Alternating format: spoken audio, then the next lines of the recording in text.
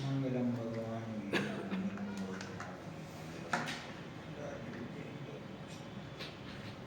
સર્વમંગલ માંગલ્યમ સર્વકલ્યાણકારકમ પ્રદાનમ સર્વધર્માણામ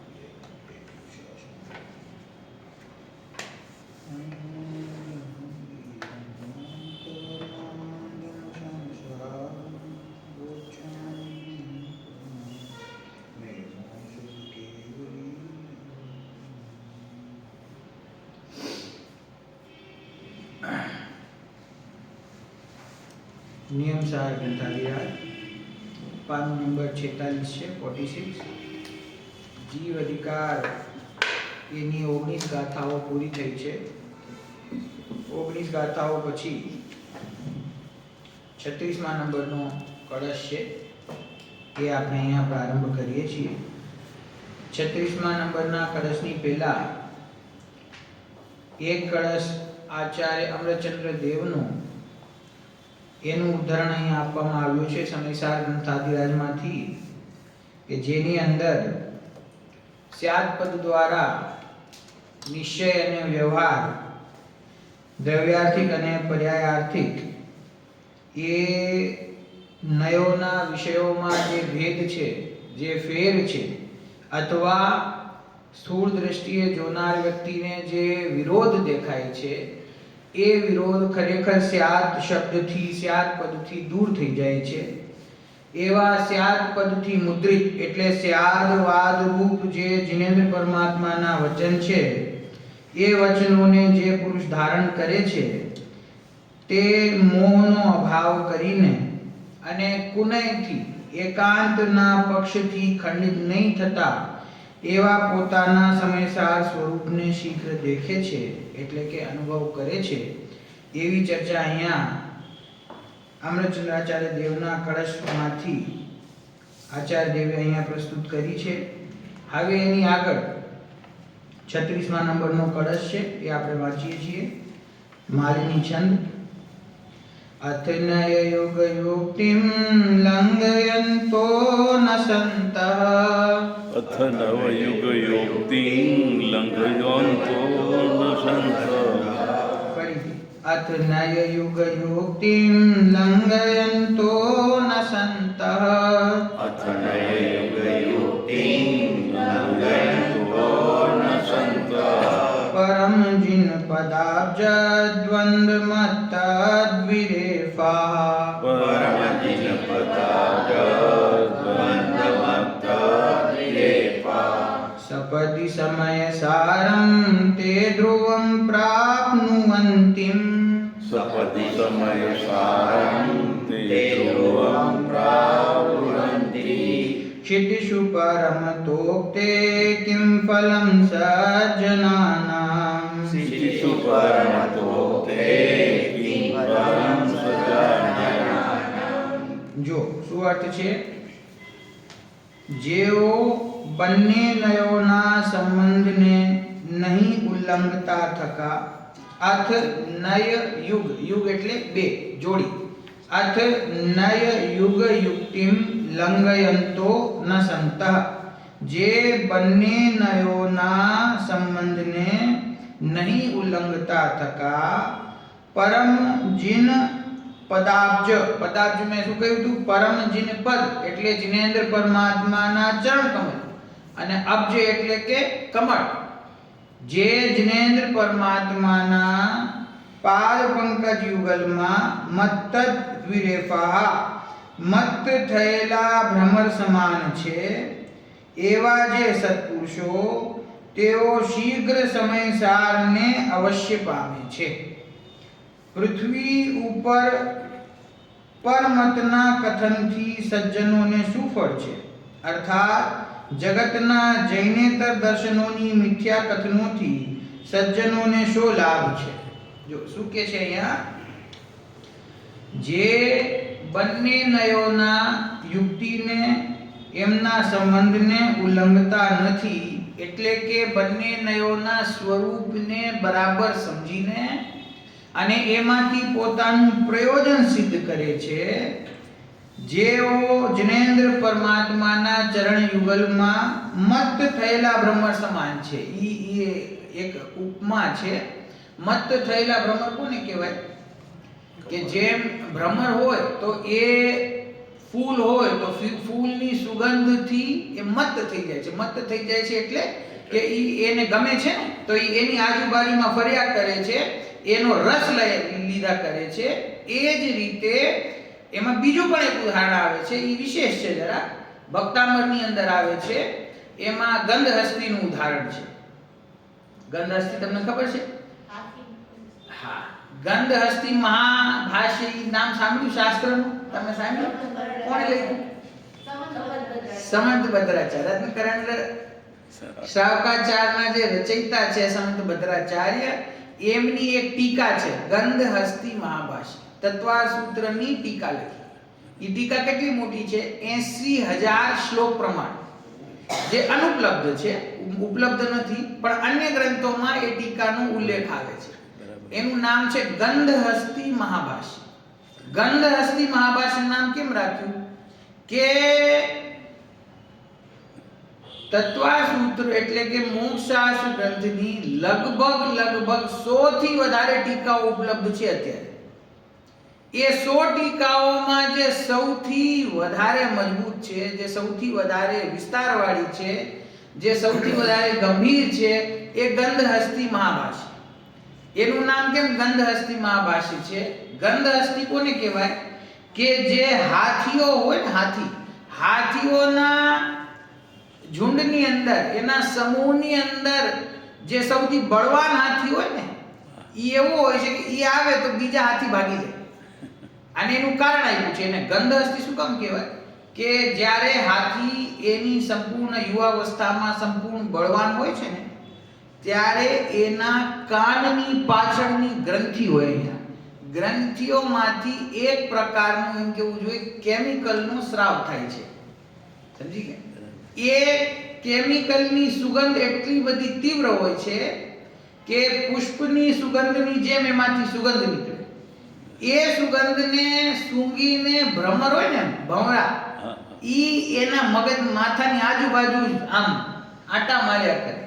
અને એનાથી હેરાન થઈને એ હાથી છે ને મત્ત થઈ જાય છે. એટલે ઈ પછી જ્યારે તાંડવ કરે તો બાકી બધા હાથી ભાગી જાય, એની આજુબાજુ કોઈ ઊભું ના થાય. એને ઉપમા આપવામાં આવે છે કે એવો જે ગંધહસ્તી હોય છે ને, એના મસ્તકમાંથી જ્યારે સ્રાવ થાય છે ત્યારે ભ્રમર પણ ઈ મત્ત થઈ જાય છે. એવી જ રીતે આ જ્ઞેન્દ્ર પરમાત્માના જે ચરણ કમળ છે એ એટલા સુંદર છે, આશ્રય કરવા યોગ્ય છે કે એની સામે જગતમાં બીજા કોઈ દેવો છે નહીં. એટલે એમના ચરણોમાં જે જ્ઞાનીઓ ભ્રમર સમાન મત્ત થઈ જાય છે. આ ઉપમા ખ્યાલમાં આવ્યું? એ એવા જે જ્ઞાની પુરુષ છે જે જ્ઞેન્દ્ર પરમાત્માના પાદ પંકજ યુગલમાં, ચરણ કમલ યુગલમાં મત્ત થયેલા ભ્રમર સમાન છે. એવા સત્પુરુષોને તેઓ શીઘ્ર સમયસારને અવશ્ય પામે છે. શું કામ પામે છે? કારણ કે એમણે બંને નયોના વિરોધનો ઉલ્લંઘન કરતા નથી. બંને નયોનો ઉલ્લંઘન કરતા નથી એમ કહેવાય. અથવા બંને નયોના જે સ્વરૂપમાં ભેદ છે એને બરાબર જાણીને એમાંથી પોતાના પ્રયોજનને સિદ્ધ કરે છે. પ્રયોજન શું છે? પોતાના સમયસાર સ્વરૂપ ભગવાન આત્માનો અનુભવ કરો. કોઈ પણ નયના પક્ષ વ્યામોહમાં ન પડવું. વ્યવહાર નયના પક્ષથી તો આત્માનુભૂતિ થતી નથી, પરંતુ નિશ્ચય નયનો જે પક્ષ છે એ નિશ્ચય નયના પક્ષથી પણ આત્માનુભૂતિ થતી નથી. કેમ કે જેમ વ્યવહાર નયનો વિષય એ વિકલ્પને ઉત્પન્ન કરે છે, તેમ નિશ્ચય નયના વિકલ્પ પણ જીવને નિર્વિકલ્પ થવા દેતા નથી. આ શરીર હું છું, આ વાણી મારી છે, આ કર્મ મેં બાંધ્યા છે, એના ફળને હું ભોગવું છું, ઇત્યાદિ પ્રકારના વિકલ્પ છે એ બધા વ્યવહારને સંબંધી વિકલ્પ છે. જે જ્ઞાન દર્શન ચારિત્ર આદિ ગુણોમાં ભેદરૂપ વિકલ્પ છે એ પણ વ્યવહારના વિકલ્પ છે. એનાથી તો અનુભૂતિ થતી જ નથી. પરંતુ કોઈ એમ કહે કે હું શુદ્ધ છું, નિર્વિકલ્પ છું, ત્રિકાળી છું, હું જ કર્તા, હું જ કર્મ, હું જ કરણ, હું જ સંપ્રદાન, હું જ અપાદાન, હું જ આધાર, પરદ્રવ્ય સાથે મારો કોઈ સંબંધ નહીં, પરમ પારણામિક ભાવ સ્વરૂપ છું, આવા નિશ્ચયને સંબંધી વિકલ્પ, એ વિકલ્પ પણ વિકલ્પ જ છે. આ પ્રકારના વિકલ્પથી પણ અનુભૂતિ થતી નથી. પરંતુ પુરુષાર્થ કરતા કરતા કરતા કરતા એક સમય એવો આવે છે કે શુદ્ધ નયના વિકલ્પમાં ઠરેલો જે જીવ છે એને વિકલ્પ તો અભાવ થઈ જાય છે, અને શુદ્ધ નયનો જે વિષય છે એ આત્મા એને અનુભવમાં પ્રતીતિમાં આવી જાય છે. એનું નામ સમ્યક દર્શન છે. તો એ કળા આપણે વિકસિત કરવાની છે. નથી વ્યવહાર નયમાં અટકવાનું કે નથી નિશ્ચય નયમાં અટકવાનું. આપણે એમ સમજીએ કે વ્યવહાર તો છોડવા યોગ્ય અને નિશ્ચય ગ્રહણ કરવા યોગ્ય, પર્યાયાર્થિક નય છોડવા યોગ્ય અને દ્રવ્યાર્થિક નય ગ્રહણ કરવા યોગ્ય. નય કોઈ પણ ગ્રહણ કરવા યોગ્ય નથી. નય જે સાચી વસ્તુને બતાવે છે એ નયને આપણે નિશ્ચય નય અથવા દ્રવ્યાર્થિક નય કહીએ છીએ. એટલે વસ્તુને પકડવાની છે, આત્માનો અનુભવ કરવાનો છે, નિશ્ચય નયનો અનુભવ નથી કરવાનો અને નિશ્ચય નયને ગ્રહણ નથી કરવાનો. નિશ્ચય નયનો જે વિષયભૂત ભગવાન આત્મા છે એને ગ્રહણ કરવાનો છે. તો એને અહીંયા કહે છે કે જે સત્પુરુષ બંને નયોના સંબંધને નહીં ઉલ્લંઘતા થતા, એટલે કોઈ પણ એક નયના પક્ષમાં નહીં રોકાતા થતા, વ્યવહારને જાણીને જો ચતુર્જી હોય એનું કામ શું છે? જે જીન વચનમાં કુશળ છે એ શું કરે છે? વ્યવહારને દ્વારા ભેદોનો નિર્ણય કરીને વસ્તુના સ્વરૂપને સમજી લે છે. નિશ્ચયને દ્વારા પોતાના શુદ્ધ સ્વરૂપ સુધી પહોંચી જાય છે અને પછી બંને નયોને છોડીને એ આત્માનો અનુભવ કરી લે છે. અને જે સામાન્ય પુરુષાર્થી જીવ છે, ધર્મી જીવ છે, એ વ્યવહાર નયના ભેદ સાંભળે તો એમાં અટકી પડે, નિશ્ચય નયનું સ્વરૂપ સાંભળે તો એમાં મોહિત થઈ જાય અને પક્ષ વ્યામોહમાં એવું આવી જાય કે અમે તો નિશ્ચયવાળા, અમે તો મુમુક્ષુ, અમે તો ગુરુદેવવાળા, અમને તો કોઈ વ્યવહારની વાત સાંભળવી ગમતી નથી. તમને કઈ વાત ગમે છે? નિશ્ચયની? કે સાંભળો, નિશ્ચયની વાતથી પણ આત્માનુભવ નહીં થાય. બરાબર. એ નિશ્ચયનો વિકલ્પ જ્યારે છૂટે ને ત્યારે આત્માનુભવ થાય છે. આત્મા શુદ્ધ છે એવો વિકલ્પ છૂટે ત્યારે શુદ્ધાત્માની પ્રાપ્તિ થાય છે. આત્મા ત્રિકાળી છે એવો વિકલ્પ છૂટે, આ આત્મા ત્રિકાળી છે એવું બોલવું અને એવું વિચારવું એ પ્રાથમિક અવસ્થામાં સારું છે, સાધક છે. એ વિકલ્પ અનુભવના કાળમાં બાધક છે. બરાબર. શું કહ્યું? અનુભવના કાળમાં બાધક. જે નય, ન્યાય, તર્ક, યુક્તિ જે પ્રથમ વસ્તુના સ્વરૂપને સમજવાની અવસ્થામાં સાધક છે, એ જ નય, ન્યાય, યુક્તિ, વિકલ્પ આત્માના અનુભવના કાળે બાધક છે. બરાબર. એટલે એની અંદર ખાલી વ્યવહાર નહીં પણ એની અંદર સમસ્ત વિકલ્પ છૂટી જાય છે. પર્યાયાર્થિકનો નહીં પણ દ્રવ્યાર્થિક નયનો પણ વિકલ્પ છૂટી જાય છે. તો બંને નયોના સ્વરૂપને ન સમજે તો એને આત્માનું સ્વરૂપ સમજાય જ નહીં. અને બંનેમાંથી કોઈ પણ નયના વિકલ્પમાં અટકી રહે તો એને જે સ્વરૂપ સમજાયું છે એની પ્રાપ્તિ ન થાય, એનો અનુભવ ન થાય. એને સમજાય તો ગયું છે પણ એની પ્રતીતિ એને થતી નથી. કેમ કે કોઈક ને કોઈક વ્યવહાર અથવા નિશ્ચયના વિકલ્પમાં એ અટકી રહે છે. જેને ગહન અભ્યાસ હોય એ જે સૂક્ષ્મ વિષયો છે એમાં અટકી જાય છે. જેને અભ્યાસ ન હોય, બે પ્રકારના જીવો છે. જેમને અભ્યાસ નથી અથવા સામાન્ય અભ્યાસ છે એ શું થાય? અપ્રયોજનભૂત વિષયોમાં અટકેલા. એ પ્રશ્ન પૂછે એટલે ખ્યાલ આવી જાય કે એની હજી બુદ્ધિ ક્યાં દોડી રહી છે. પ્રથમાન યોગમાં, કર્ણાન યોગના એના વિસ્તારમાં, આ ઉર્ધ્વલોક ક્યાં છે ને મધ્યલોકનો વિસ્તાર શું છે ને અધોલોકમાં શું છે ને એમાંથી પ્રશ્નો કાઢે. કોઈ શાસ્ત્રમાંથી આ શબ્દ છે એનો અર્થ શું, આ સંસ્કૃતમાં લખ્યું છે એનો અર્થ શું, એવા શબ્દો કાઢે. સ્વાધ્યાય બધા કરી રહ્યા છે બધાને એવો ભ્રમ છે. આજે હું શાસ્ત્રમાંથી જ પૂછું છું ને પ્રશ્ન તો, પણ એનો પ્રશ્ન કાંઈ પ્રયોજનભૂત વિષયને લગતો છે નહીં. બરાબર. પછી જે ગાન અભ્યાસીઓ ઈ એમ કે ક્રમબદ્ધ પર્યાય શું છે, દ્રષ્ટિનો વિષય શું છે, જ્ઞાનનો સ્વભાવ પ્રકાશક સ્વભાવ શું છે, પછી ઈ જાણી પડે ને એને ઉત્તર પણ મળી જાય તોય પછી બીજા વર્ષે ફરીથી વિદ્વાનની બુદ્ધિ પરખવા માટે ફરીથી પૂછે, પછી ફરીથી પૂછે, પણ એનો ઉકેલ મેળવીને એનાથી આગળ વધતા નથી. એ તમે તો બહુ સ્થૂળ બુદ્ધિ વાળા છો, તમે રત્નકર શ્રાવકાચારમાં અટક્યા છો. અમે તો દ્રષ્ટિનો વિષય શું છે, પર્યાયથી ભિન્ન આત્મા કેવો છે, અમે તો એની ચર્ચા કરીએ છીએ. પણ તમે ચર્ચા તો કરો છો, પછી એની આગળ શું? એની આગળ વધવાનું. આ બંને નયોના સંબંધને નહીં ઉલ્લંઘતા થકા, એટલે કે એ બંને નયો પોતપોતાના જે વિષયને બતાવે છે એ વિષયને સમજીને એકાંતમાં નહીં ચડી જતા, જે પોતાનું પ્રયોજન છે એ સિદ્ધ કરે છે, એને સમયસારની પ્રાપ્તિ થાય છે. અહીંયા આપણું પ્રયોજન શું છે કે સત્પુરુષો શીઘ્ર સમયસારને અવશ્ય પામે છે. તો એ સમયસાર સ્વરૂપ આત્માની પ્રાપ્તિ એ આપણું લક્ષ્ય છે ને, એ આપણું પ્રયોજન છે. અને એને પ્રાપ્ત કરવાનો માર્ગ જે આચાર્ય દેવે બતાવ્યો છે એ આપણે ગ્રહણ કરવાનું રહે. અને એનો રસ્તો આ છે કે વ્યવહાર નહીં, નિશ્ચય નહીં, બંને વસ્તુના સ્વરૂપને બતાવનારા છે. વ્યવહારને છે ભેદપૂર્વક બતાવે છે, વસ્તુ જેવી નથી પણ કોઈ પ્રયોજન વિશેષથી એવી બતાવે છે. સંયોગને કથન કરે છે, બરાબર, સંયોગી કથન છે, આશ્રિત કથન છે, ભેદપૂર્વક કથન છે. અને નિશ્ચયને વસ્તુ જેવી છે એવી બતાવે છે. કોઈ પણ સંબંધ વગર શુદ્ધ વસ્તુનું સ્વરૂપ શું છે એ બતાવે છે. સમસ્ત સંયોગોથી રહિત અસંયોગી વસ્તુ કેવી છે એ બતાવે છે. બંને નયો દ્વારા પોતાના સ્વરૂપનો સ્પષ્ટ નિર્ણય કરીને પછી એમાં પ્રતીતિ કરવી, એમાં અહમ બુદ્ધિ કરવી, એમાં અહમપણું કરવું, એ ખરેખર એક મોક્ષાર્થીનું કામ છે. બરાબર.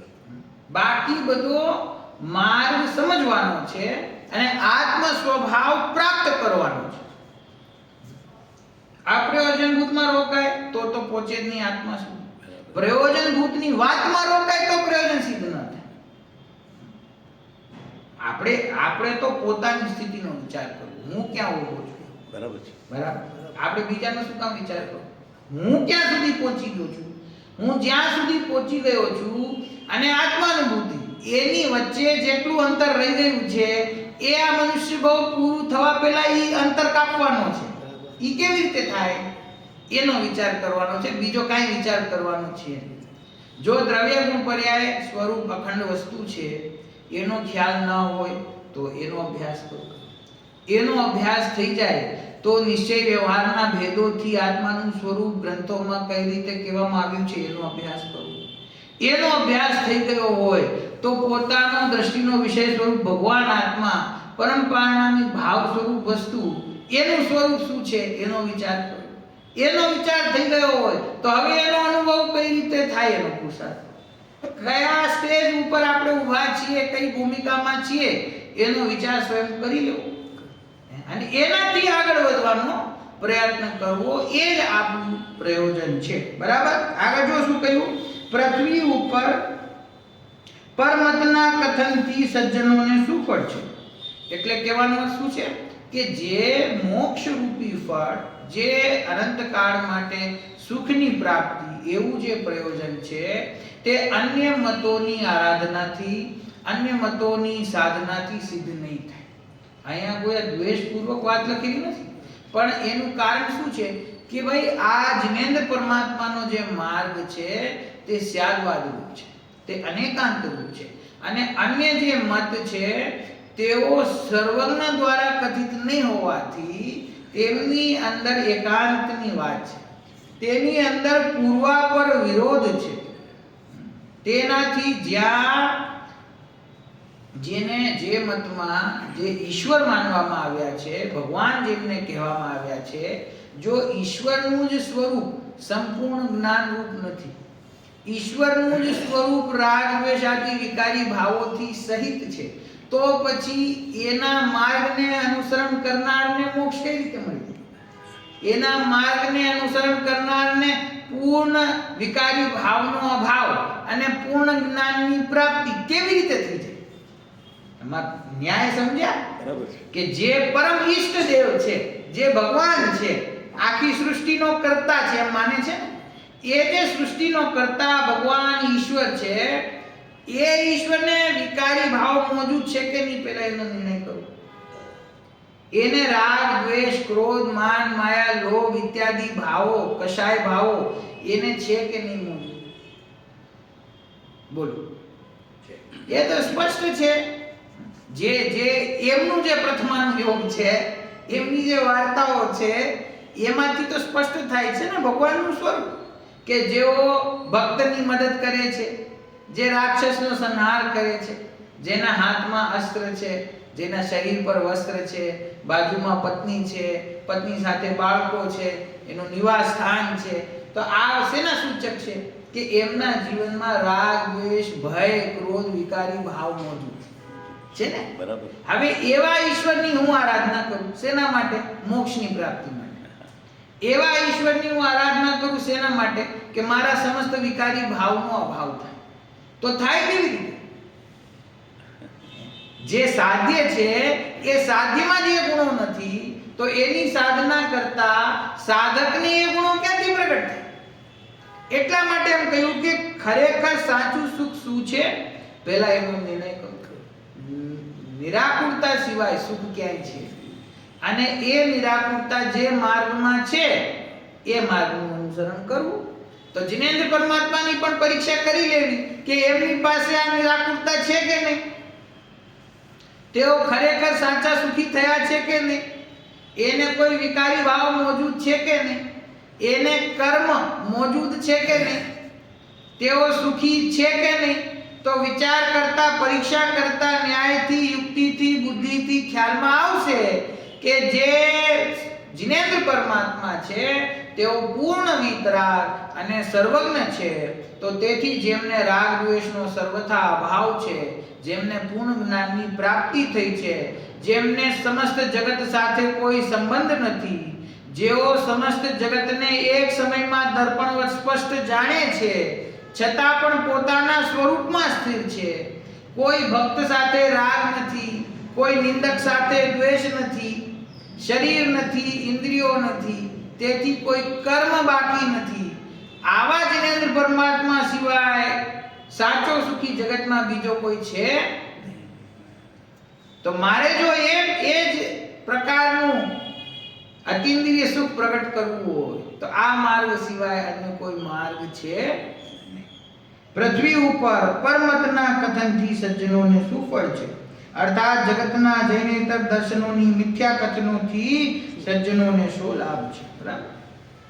આ રીતે સુકવિજન રૂપી કમળોને માટે જેઓ સૂર્ય સમાન છે અને 5 ઇન્દ્રિયોના ફેલાવ રહિત દેહ માત્ર જેમનો પરિગ્રહ હતો, એવા શ્રી પદ્મ પ્રભમલધારી દેવ વડે રચાયેલી નિયમસારની તાત્પર્ય વૃત્તિ નામની ટીકામાં, અર્થાત શ્રીમદ ભગવત કુંકુંદાચાર્ય દેવ પ્રણીત શ્રી નિયમસાર પરમાગમની નિર્ગ્રંથ મુનિરાજ શ્રી પદ્મ પ્રભમલધારી દેવ વિરચિત તાત્પર્ય વૃત્તિ નામની ટીકામાં જીવ અધિકાર નામનો પહેલો શ્રુત સ્કંદ સમાપ્ત થયો. આ પહેલો અધિકાર અહીંયા પૂરો થાય છે.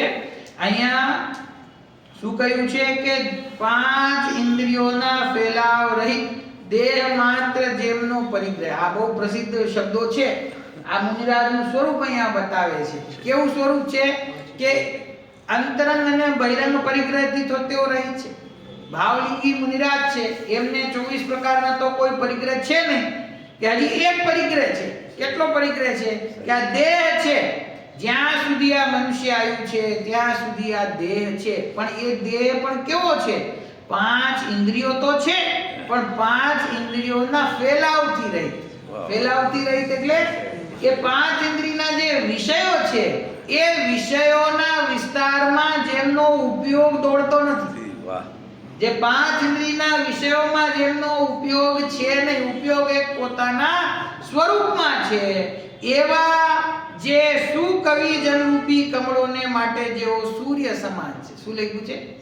કોઈ કવિ હોય ને, કવિ, તો એને કાવ્ય લખવા માટે પ્રેરણા જોઈતી હોય ને, તો જેમ કમળને ખીલવા માટે સૂર્ય જોઈએ, એમ કવિઓ માટે આ પદ્મ પ્રમલધારી દેવ સૂર્ય સમાન છે. કેમ કે એમની કાવ્ય શક્તિ એટલી ઉત્કૃષ્ટ છે, એ બતાવી છે. બરાબર.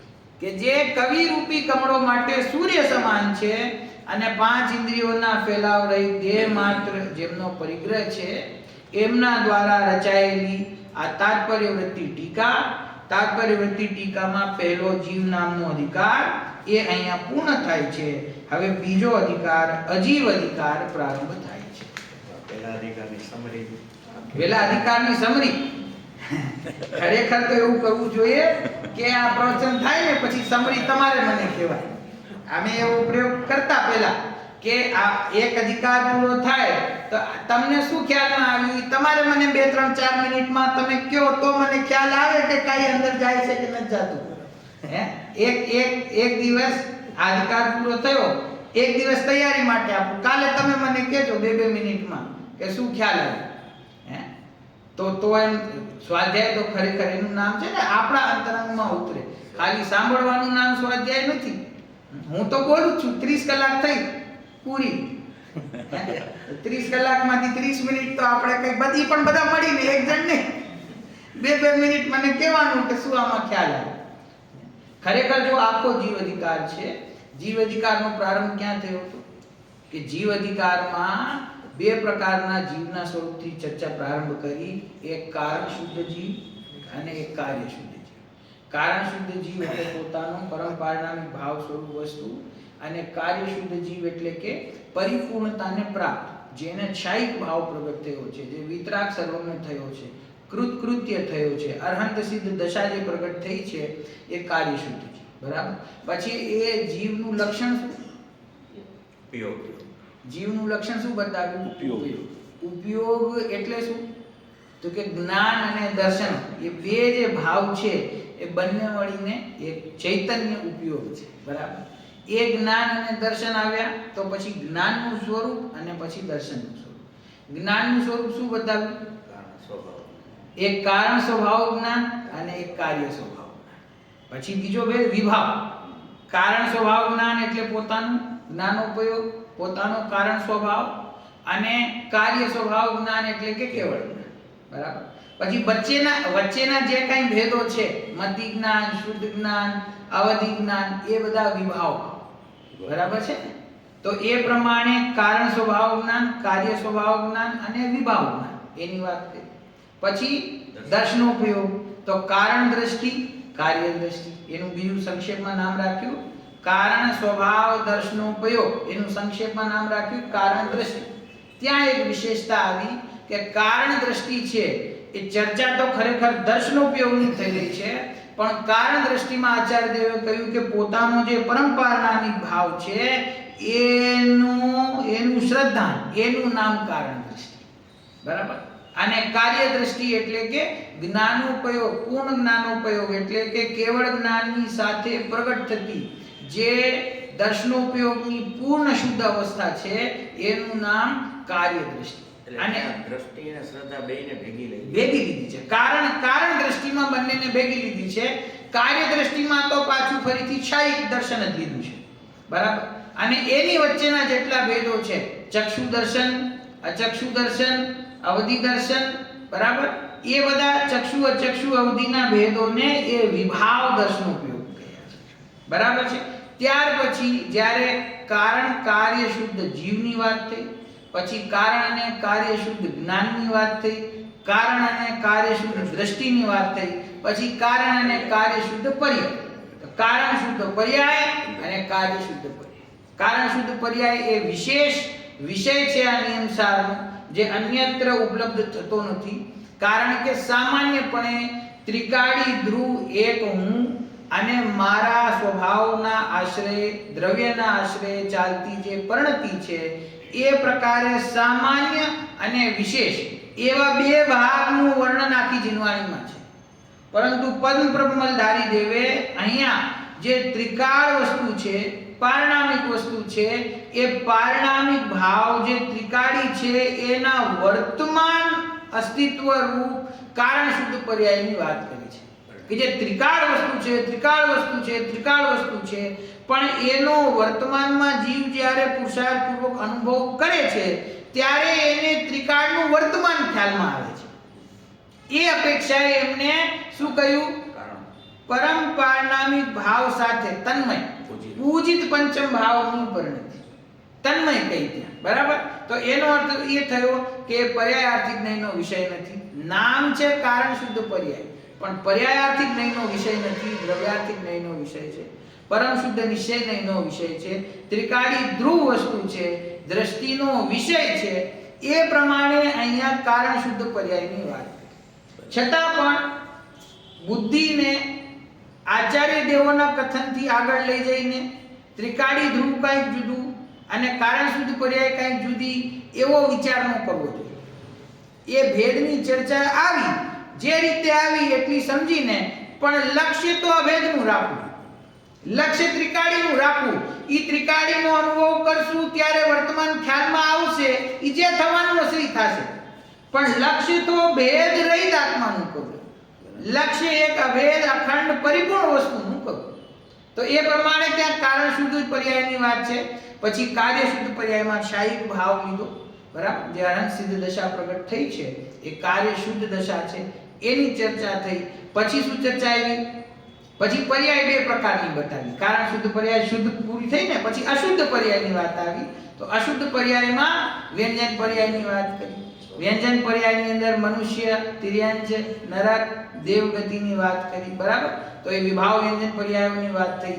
એ રીતે આ અધિકારમાં જીવનો અધિકાર છે. તો જીવનું સ્વરૂપ, એના જ્ઞાન દર્શન રૂપ ભાવોનું સ્વરૂપ અને એની જે પર્યાયો છે એ પર્યાયોનું સ્વભાવ અને વિભાવ કઈ રીતે છે એનું સ્વરૂપ, એની ચર્ચા આવી. સાથે સાથે પદ્મ પ્રબલધારી દેવ કવિરાજ છે, એમના દ્વારા રચિત 36 કળશો જે વિષયને લગતા એમની ભાવનાને વ્યક્ત કરતા આવ્યા. જ્યાં જ્યાં વિભાવ ભાવોની ચર્ચા આવી, મતિ જ્ઞાન, શુદ્ધ જ્ઞાન, અવધિ જ્ઞાન, ચક્ષુ દર્શન, અચક્ષુ દર્શન, અવધિ દર્શન ઇત્યાદિ જ્યારે ભેદોની ચર્ચા આવી ત્યારે દર વખતે એમણે 2, 3, 4 કળશોના માધ્યમથી એ ભાવ વ્યક્ત કર્યો કે ભલે વર્તમાનમાં જીવને વિભાવ ભાવ હોય, ભલે વર્તમાનમાં એને વિકારી પરિણતિ હોય, ભલે વર્તમાનમાં એને રાગ દ્વેષ પ્રગટ છે, પરંતુ જે જીવ પોતાની તીક્ષ્ણ બુદ્ધિથી ભેદ જ્ઞાન દ્વારા પોતાના પરંપરાનામિક ભાવ સ્વરૂપ આત્માનું લક્ષ્ય કરે છે, તે જીવ સમયસારને પ્રાપ્ત કરે છે, તે જીવ મુક્તિ સુંદરીનો વલ્લભ થાય છે. એવા શબ્દો આવ્યા. જિનેન્દ્ર પરમાત્માની પણ જ્યાં કેવળ જ્ઞાન, કેવળ દર્શનની વાત છે, તો એમની સ્તુતિ રૂપે પણ આની અંદર મંગળ કળશ મૂક્યા છે. તો આ પ્રમાણે આ પહેલા અધિકારમાં જીવના સ્વરૂપનું વર્ણન છે. બરાબર? તો આ પહેલા અધિકારનો સાર છે, જીવ અધિકારનો. હવે બીજો અજીવ અધિકાર પ્રારંભ કરવો છે કે તમારે હવે પહેલા તમે મને સમજાવશો જીવ અધિકાર? કાલે એક એક વિષય લઈ લો. કોઈ જ્ઞાનનું સ્વરૂપ કહી દો, કોઈ દર્શનનું સ્વરૂપ કહી દો, કોઈ કારણ કાર્ય શુદ્ધ જીવનું સ્વરૂપ કહી દો અને કોઈ કારણ શુદ્ધ પર્યાયનું સ્વરૂપ કહી દો. બોલો, કરવું છે? બોલાય એમાં શું છે? એની પોતાની જગ્યાએ બેસીને 2 મિનિટ કહેજો એટલે ખ્યાલ આવશે. કાલે કરશું. બરાબર? વિચાર કરીને આવજો કાલે. ચાલો 5 મિનિટ માટે એક જીવ અધિકારમાંથી ગાથા લઈ લઈએ. હવે આ અજીવ અધિકાર પ્રારંભ થાય છે. અજીવ અધિકારની અંદર પૂતગલ દ્રવ્યના વર્ણનથી આ પ્રારંભ થઈ રહ્યું છે. પૂતગલ દ્રવ્યના પણ કેટલા ભેદો છે. સામાન્યપણે આપણે કહી દઈએ પૂતગલ દ્રવ્ય, પણ પૂતગલમાં પણ કેટલો વિસ્તાર છે, કેટલી એની સૂક્ષ્મતા છે, એ આચાર્ય દેવે અહીંયા લખી છે, એ આપણે વાંચીએ છીએ. અત ઇદાનીમ અજીવાધિકાર ઉચ્યતે. હવે અહીંયા અજીવ અધિકાર કહેવામાં આવે છે. ગાથા નંબર 20 છે. આમાં ખરેખર બહુ વિસ્તાર જેવું કંઈ છે ને, પણ અધિકારમાં જે જે વિષય આવી રહ્યો છે એ આપણે એકવાર વાંચશું એને જરૂર. અણુખંડ વિયપેણદુ પોક ઉદ્ગલદવમ હવે દુવ્યપમ ઓગલદવમ હવે યુવ્યપમ ખંધાહુ છપ્પયારા કંધાહું છપયારા પરમાણુ ચેવ દુવ્યપો પરમાણુ ચેવ દુવ્યપો પરમાણુ તેમજ સ્કંદ એવે ભેદ પૂતગલ દ્રવ્યના છ વિકલ્પ છે સ્કંદોતણા ને ભેદ બે પરમાણુના. અનુવાદ: પરમાણુ અને સ્કંદ એવા બે ભેદથી પૂતગલ દ્રવ્ય બે ભેદ વાળું છે. સામાન્યપણે પૂતગલ દ્રવ્યના બે ભેદ થયા, પરમાણુ અને સ્કંદ. સ્કંદ કોને કહેવાય? અનેક પરમાણુઓ ભેગા થઈ જાય એનું નામ સ્કંદ છે. અને એક શુદ્ધ પૂતગલ પરમાણુ જેના બે ભાગ ન થઈ શકે, સૌથી નાનો અંશ જે આકાશ દ્રવ્યમાં એક પ્રદેશની જગ્યા રોકે છે, એને શું કહેવાય? પરમાણુ. તો એવા પરમાણુ અને સ્કંદ એવા બે ભેદથી પૂતગલ દ્રવ્ય બે ભેદ વાળું છે. સ્કંદો ખરેખર 6 પ્રકારના છે અને પરમાણુના બે ભેદ છે. સ્કંદ જે પાછા થયા, જે પરમાણુ એકત્રિત થયા એનાથી જે સ્કંદ બને છે એના 6 પ્રકારે એના ભેદ છે અને જે પરમાણુ છે એના બે પ્રકારે ભેદ છે. બરાબર? ટીકા: આ પૂતગલ દ્રવ્યના ભેદોનું કથન છે. પ્રથમ તો પૂતગલ દ્રવ્યના બે ભેદ છે, સ્વભાવ પૂતગલ અને વિભાવ પૂતગલ. તેમાં પરમાણુ તે સ્વભાવ પૂતગલ છે અને સ્કંદ તે વિભાવ પૂતગલ છે. ખ્યાલમાં આવ્યું? એક શુદ્ધ પૂતગલ પરમાણુ કોને કહેવાય? એક જ પરમાણુ જે અન્યના સંયોગથી રહી છે એ શુદ્ધ પૂતગલ પરમાણુ છે, અથવા એને સ્વભાવ પૂતગલ પણ કહો તો પણ ચાલશે. અને બીજો ભેદ વિભાવ પૂતગલ. વિભાવ પૂતગલ કોને કહેવાય? કે અનેક પરમાણુઓ પોતાની યોગ્યતાથી અન્ય પરમાણુઓ સાથે જોડાઈ ગયા અને જોડાઈને જે સ્કંદની રચના થાય છે એને વિભાવ પૂતગલ કહેવામાં આવે છે. આપણા સ્થૂળ નેત્રને જે વસ્તુઓ દ્રષ્ટિગોચર થઈ રહી છે, જગતમાં જે કાંઈ દેખાઈ રહ્યું છે એ બધું સ્કંદ છે. પૂતગલ તો છે જ, પણ પૂતગલમાં કયું પૂતગલ? વિભાવ પૂતગલ. આ જે વસ્તુ સામે છે, આ દિવાલથી લઈને, ટેબલથી લઈને, માઇકથી લઈને, પુસ્તકથી લઈને, રૂમાલ, જે કાંઈ વસ્તુ નજરે દેખાય છે એ બધી વસ્તુઓ વિભાવ પૂતગલ છે. કેમ? કેમ કે સ્વભાવ પૂતગલ દેખાતું નથી. જે સ્વભાવ પૂતગલ એક શુદ્ધ પૂતગલ પરમાણુ છે એ કોઈને દ્રષ્ટિગત થતો નથી, એટલું સૂક્ષ્મ છે. એમાં જ્યારે સંખ્યાત, અસંખ્યાત અથવા અનંત પૂતગલ પરમાણુઓ એકબીજા સાથે જોડાય છે ત્યારે એ સ્કંદ આપણી નજરે પડે છે. એટલે એ સ્કંદ છે એ ખરેખર પૂતગલનો સ્વભાવ નથી, વિભાવ છે. તો એ વિભાવ પૂતગલ એ આપણા દ્રષ્ટિને ગોચર થાય છે. હા, તેમાં પરમાણુ તે સ્વભાવ પૂતગલ છે અને સ્કંદ તે વિભાવ પૂતગલ છે. પછી સ્વભાવ પૂતગલ કાર્ય પરમાણુ અને કારણ પરમાણુ એમ બે પ્રકારે છે. જો આમાંય કારણ કારણ મૂક્યા છે આચાર્ય, આવું વર્ણન ક્યાંય બીજે ના મળે.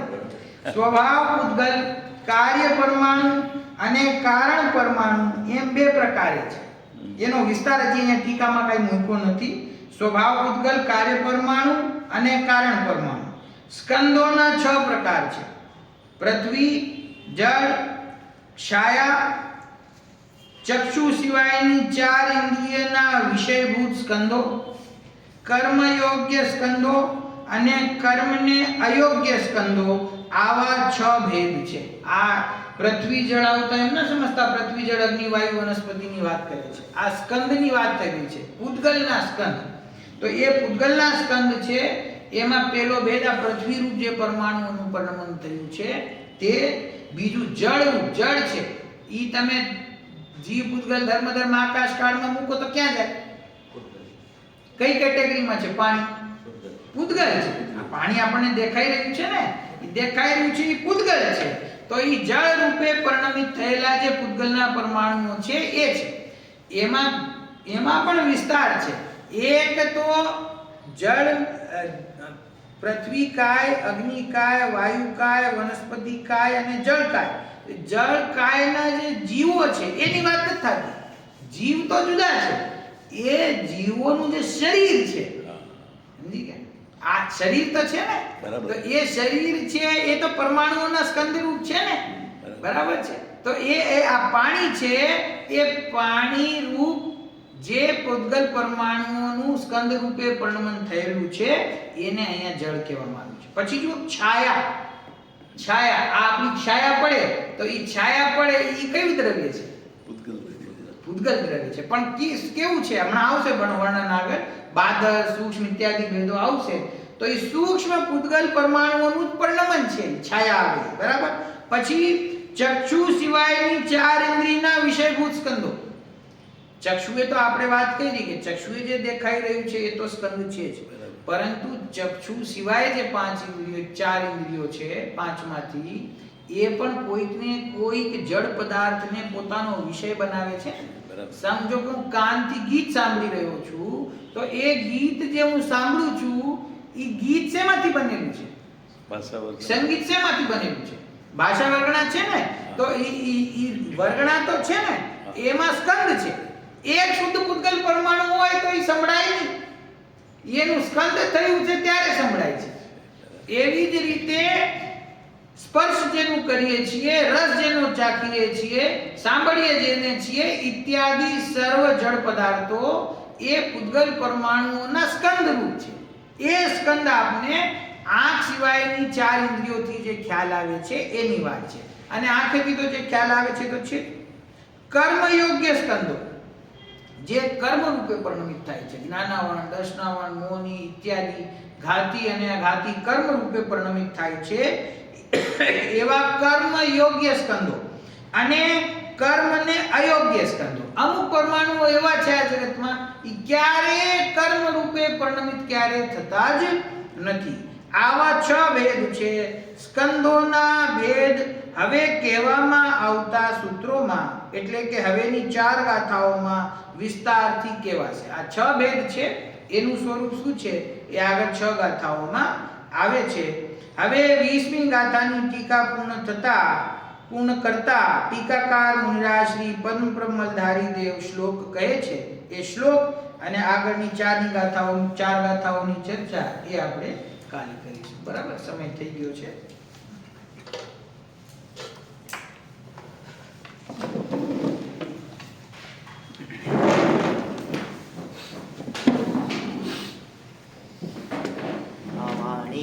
ज्ञान से सूझे लोकालो, सो वाणी मस्तक नमो सदा देव।